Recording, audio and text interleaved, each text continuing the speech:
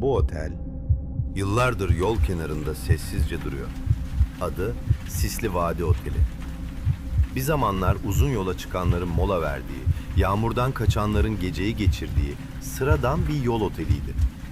Ama bu binayı sıradan yapan şey dışarıdan nasıl göründüğü değildi. Asıl hikaye 3. katta başlıyordu. Orada bir oda vardı. 307 numaralı oda. Ve bu oda tam 23 yıldır açılmamıştı. Sisli Vadi Oteli'nin tabelası hala yerinde. Paslanmış, solmuş, yağmurun altında kararmış.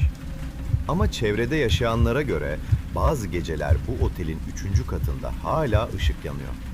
Kimse içeride kimin olduğunu bilmiyor. Çünkü otel yıllar önce kapandı. Elektrik kesildi, odalar boşaltıldı, kapılar kilitlendi. Ama 307 numaralı odanın ışığı bazı geceler hala sönmüyor. Her şey 12 Ekim 2001 gecesi başladı. O gece resepsiyonda sadece bir görevli vardı. Dışarıda şiddetli yağmur yağıyordu. Otel neredeyse tamamen boştu. Saat gece yarısına yaklaşırken kapı açıldı. İçeri tek başına bir adam girdi. Üzerinde koyu renk bir palto vardı. Elinde eski, küçük bir bavul taşıyordu. Çok az konuştu. Kimliğini verdi, ücretini ödedi ve sadece şunu sordu. 3. katta boş oda var mı? Resepsiyon görevlisi arkasındaki anahtarlığa baktı. 101, 102, 103 ve sonra 307. Adamın istediği gibi 3. katta boş bir oda vardı. Görevli 307 numaralı anahtarı aldı ve adama uzattı. Adam anahtarı eline aldı. Ama merdivenlere yönelmeden önce durdu. Resepsiyon görevlisine dönüp garip bir soru sordu. Bu katta gece telefon çalar mı? Görevli bu soruya anlam veremedi. Çünkü odalardaki telefonlar sadece resepsiyonu aramak için kullanılıyordu. Dışarıdan aranmaları mümkün değildi. Görevli cevap verdi. Hayır efendim, çalmaz. Adam hiçbir şey söylemeden yukarı çıktı. 3. kat koridoru uzun ve sessizdi. Duvar kağıtları eskimişti. Lambalar sarı ve zayıf yanıyordu. Halı yılların tozunu içine çekmişti. Koridorun en sonunda 307 numaralı oda vardı. Oda hakkında çalışanların daha önce anlattığı bazı şeyler vardı.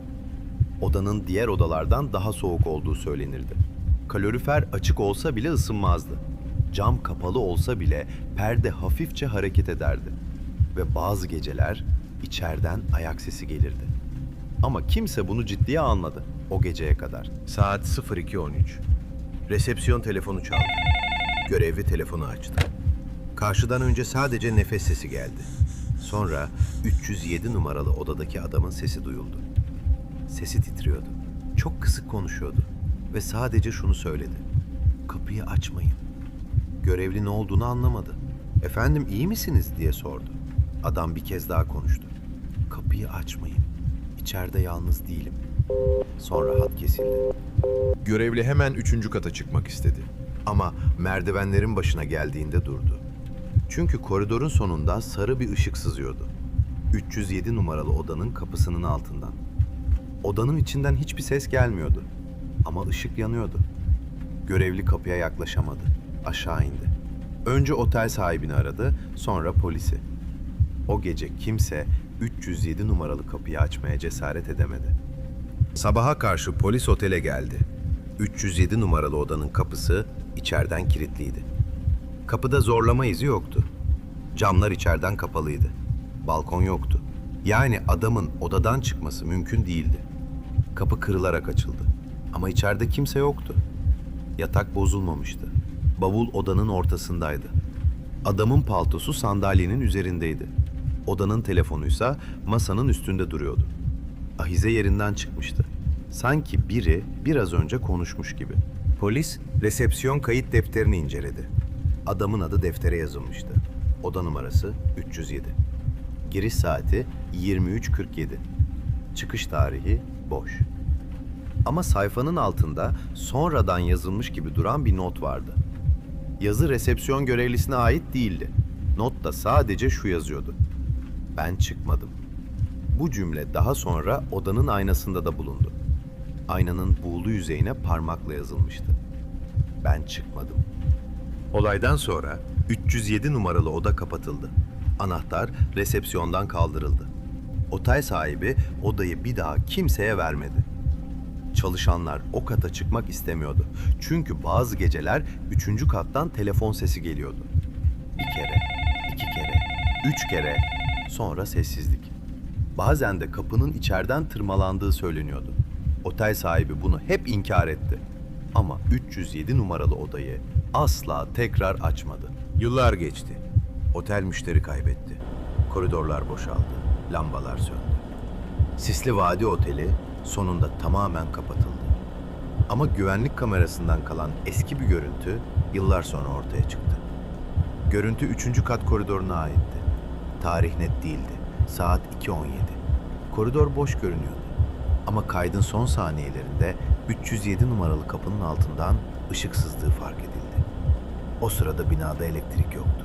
2024 yılında terk edilmiş yerleri araştıran bir içerik üreticisi bu otelin hikayesini duydu. Amacı sadece video çekmekti. Otele gece girdi. Resepsiyon masasını buldu. Anahtarlıkta bütün anahtarlar yoktu. Sadece bir anahtar kalmıştı. 307. oda. Adam anahtarı aldı ve 3. kata çıktı. Kapının önüne geldiğinde durdu. Kameraya fısıldadı. "Kapının altındaki ışığı görüyor musunuz?" Sonra elini kapı koluna uzattı. Ama kapı kolu ondan önce dönmeye başladı.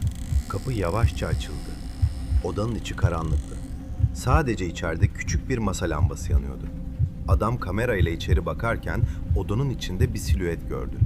Hareket etmiyordu. Yüzü seçilmiyordu. Sadece yatağın yanında duruyordu. Adam geri çekilmek istedi. Ama o sırada odanın telefonu çalmaya başladı. Bir kere, 2 kere, 3 kere ve sonra içeriden çok kısık bir ses geldi. "Kapıyı kapat." Adam odanın içine girdi. Hava buz gibiydi.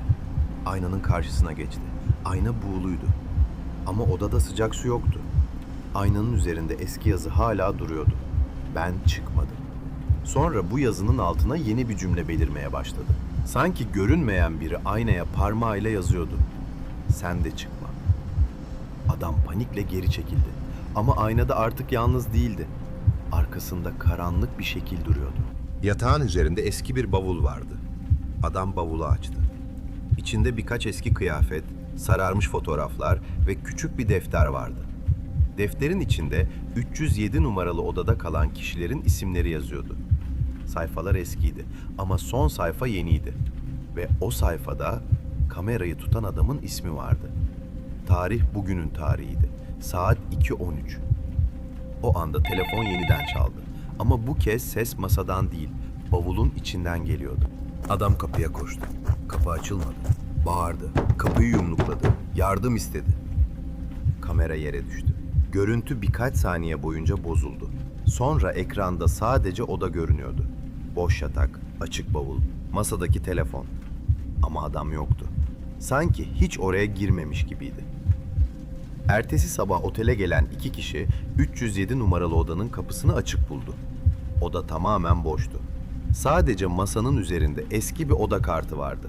Üzerinde şu yazıyordu: 307 numaralı oda doludur. O günden sonra kimse Sisli Vadi Oteli'ne tekrar girmedi. Ama çevrede yaşayanlara göre yağmurlu gecelerde 3. katta hala bir ışık yanıyor. Koridor tamamen karanlık oluyor. Sadece 307 numaralı odanın kapısının altından sarı bir ışık sızıyor. Ve bazen otelin önünden geçenler içeriden bir telefon sesi duyduklarını söylüyor. Saat hep aynı. Saat 02:13. Telefon 3 kere çalıyor. Sonra kısık bir erkek sesi duyuluyor. "Kapıyı açmayın." Bu dosya kapanmadı. Sadece 307 numaralı odanın kapısı hala kilitli.